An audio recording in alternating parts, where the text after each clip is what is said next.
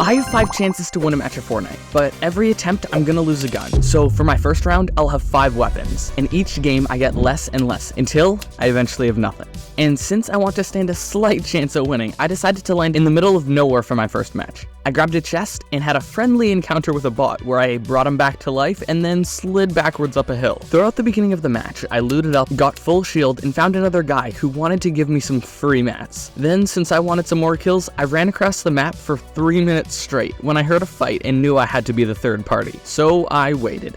And waited. And waited a bit more until I saw my time to shine. Now, with probably some of the best aim you'll ever see, I got the kill.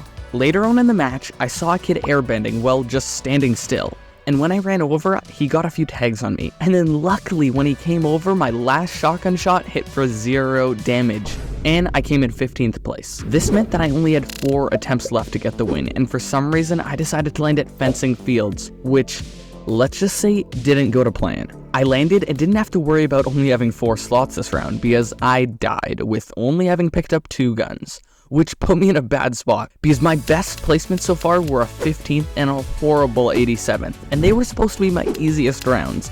And it was only gonna get harder from here on out. For my third attempt, I decided to try landing at Lavish Lair, and after I found some guns and heals, I saw a guy who tried to kill a bot, and I was not gonna let that slide.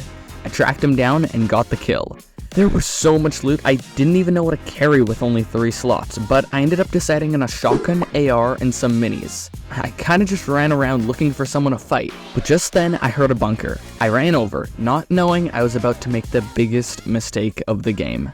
As soon as I got inside, someone else came over. He started standing on top of the stairs holding a right-hand peek and was playing the waiting game, but little did he know I was willing to stay here all game.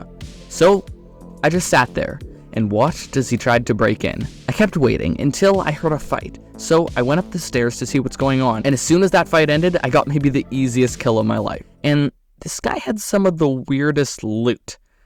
But I still hadn't got everything from the bunker yet, so I went back to loot up. But when I started breaking some builds, I realized the guy was still there, and he had been there all along, so I shot him and put him in his place. But once again, there were still people right outside fighting.